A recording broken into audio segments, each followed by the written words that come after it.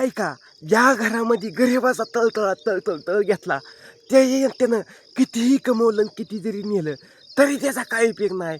एक ना एक दिवस तो कमवलेला पैसा त्याच्या रस्त्याने जाणारच आहे. पण पैसा हा कमवलेला त्याचा होता, पण माणूस तर स्वतःचा नव्हता ना. बेवडा जरी असला तर तरी एखाद्याचा पैसा लुटला, पैसा घेतला, ती पैसा हा पूर्णपणे लोकांचा लुटून स्वतः बरबाद झाला. कर्माचं फळ त्याला निश्चित मिळतंय. तुम्ही त्याला कितीही करा, कितीही नाही, किती वेदना स्वतः सोसली त्या ती माहीत आहे. पण कितीही श्रीमंत असू द्या, त्याच्या घरामध्ये एक ना एक बेवडा निघतोयच असं नाही, एक ना एक वेडा निघतोय असं नाही. कर्माचं फळ ते कितीही मोठा असो नाही कितीही बारका असो, त्याचा दोष काही उपयोग नाही.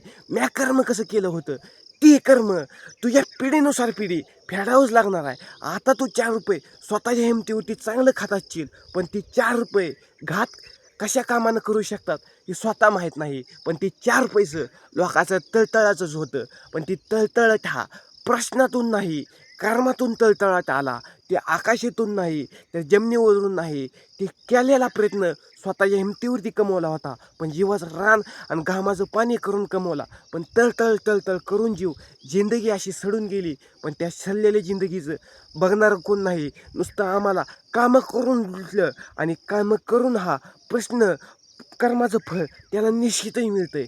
पैसा तू कितीही कमवला आणि कितीही नाही, पण पैसा हा कमवताना कसा कमवला होता ते कर्माचं फळ लिहून नाही. तर कॅमेरा खालचा बंद असला तर वरचा 24 तासच एक कॅमेरा चालू आहे.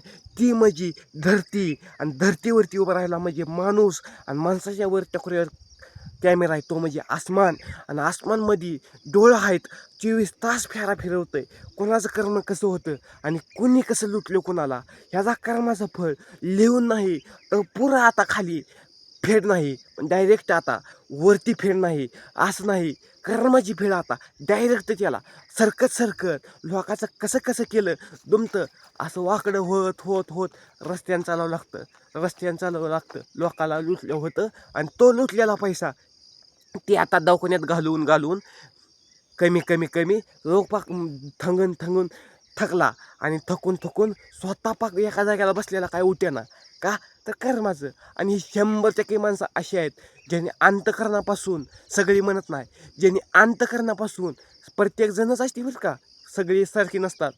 काय जणांनी अंतःकरणापासून स्वतःचा विचार नाही करता दुसऱ्यासाठी आपल्यासारखं दुसऱ्याला समजलं, पण त्यांना आपल्याला गरज होती, पण त्या गरजेला ते हे माझं दुःख होतं म्हणून त्यानं वाटून घेतलं.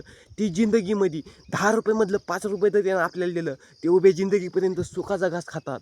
आणि ज्या जिंदगीमध्ये माणसानं नुसता पैसा करून गेली, त्यांना जिंदगीमध्ये याच काय आलं नाही. नुसतं फळ त्याला कष्टाचं तर नाही मिळालं, पण कर्माचं फळ नुसतं असा पैसा दवाखान्यात घालून एका जाग्याला बसून रस्त्याने असा वाकडा चालवतो काठीवर. पेन्शिल होती ह्याला 60,000 रुपये, आता पगार होती त्याला तरण्यापणी ₹1,00,000, आणि त्या ₹1,00,000कडे बघून माणसाचं त्यानं राखली नाही. आणि आता 45,000 पगार आहे. 45 मधलं तर निम्मं लोक दवाखान्यातच जातात, राहिलं खाली 20, आणि 20 मधलं तर किरकोळ गेलं. पण कर्माचा फेरा जिंदगीमध्ये, कर्म हा दवाखान्यामुळं नाही, पण कर्म हा फेरा आहे. पण पैसा कसा कमवला, एखादा सुखी माणूस असू दे हो, एखादा कष्ट करून खाणार त्याला आयुष्यभर दुखणं येत नाही. आणि कोण श्रीमंत असो त्याला पण येत नाही. त्याचं कर्म कसं होतं, आणि पैसा रोजचा ₹1,00,000 लोकांचा लुटून आणतो, त्याला दवाखान्यात घालवावाच लागतो. हे तुमचं काय मत आहे कमेंट करून, आणि सबस्क्राईब बेल आयकॉनचा घंटा वर प्रेस करून सांगा. आणि इंस्टा आणि फेसबुक पेजला जाऊन एका सेकंदामध्ये बघता फॉलोअर्स करा, आणि कमेंट करून सांगा, आणि तुम्ही मेसेज करा, आणि मी सांगतो कुठला आहे 55 सेकंदाच्या आत रिप्लाय. आणि जिंदगीमध्ये संघर्षाच्या पुढं हार कितलेली कर्म हा प्रश्न पुढं आहे. पण माणूस हा कर्मानं किती असो, पण पैसा हा माझा आता आहे, पण गरिबान दुसऱ्याचा आहे. पण कमवला कसा, थोका बाबा घ्या. एखादा बिझनेस केला पण थोका आठवडा होता, रक्ताचं पाणी केलं, पण पैसा कमवला. पण तो पैसा स्वतः हिमतीवरती कमवला, पण लुटणारा लुटूनच नेला. त्याचा कर्माचं फळ त्याला होऊन मिळल्याशिवाय राहत नाही. म्हणून जिंदगीमध्ये आलेली भाकर शिळी खावा, पण दुसऱ्याच्या भाकरी पुढे बघण्याच्या आधी स्वतःचा पण विचार करा. माणूस दुसऱ्या तसा स्वतःचा पण असतो. स्वतःचा विचार केला तर दुसरा हा प्रश्नानं उपस्थित राहतो, ही गोष्ट कायम लक्षात राहते. एक गोष्ट नसली चालत, पण तळतळात उमे जिंदगीमध्ये नसावा. तळतळात केलेला तुझा भोग भोगल्याशिवाय भागच नाही. तुमचं काय मत आहे? जिंदगीमध्ये सत्याला मरण नाही आणि कर्माला फेरा नाही, असं होऊ शकत नाही. चढ उतार जिंदगीमध्ये आहे, पण सुट्टी कोणालाच नाही. कर्म कसं होतं आणि कर्म कसं तुझं लिहिलं त्याच्यावरती अवलंबून आहे. म्हणून जिंदगीमध्ये शिळी भाकर पाण्यासंग खायची पाळी येऊ द्या, पण एखाद्याला लुटून स्वतः बेकार होऊन एखाद्याचं जिंदगी बरबाद करून त्याचा कर्ज केलेलं पैसे डबल घेऊन आणि स्वतःवरती फ्रॉड करून दुसऱ्यासारखं जिंदगी आपण जगू नका. स्वतःची पण काळजी जशी आहे तसं दुसऱ्याला पण जपा.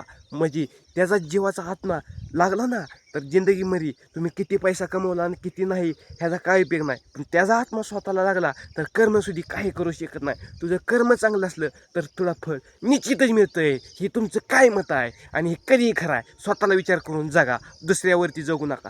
स्वतः कर्म नीट करा आणि जिंदगी अनमोल जगा. जिंदगीसारखं काहीच नाही. राम राम, धन्यवाद. असंच म्हणावं लागतंय जिंदगी पुन्हा मेल्यानंतर. पण ती मेल्याच्या आधी राम राम आहे, मेल्यानंतर पण राम राम आहे. पण हा शब्द तू किती जरी ऐकेल असला तर तुला तसंच करावं लागणार आहे. राम राम म्हणत न्यावं लागते. पुण्य करू नाही तर काही करू, पण तुला मोक्षापेशी फेरा नाही. कर्माचं फळ तुला मिळेल का नाही मिळेल, पण तुझा भोग वरती आहे, खाली काहीच नाही. हा.